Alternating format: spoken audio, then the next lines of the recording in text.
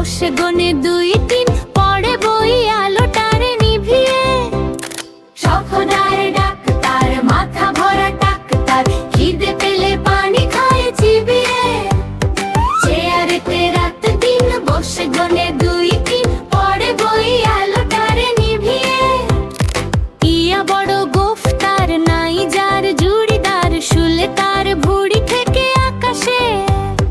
নুন দিয়ে খায় পান, সারাক্ষণ গায় গান, বুদ্ধিতে অতি বড় পাকাশে।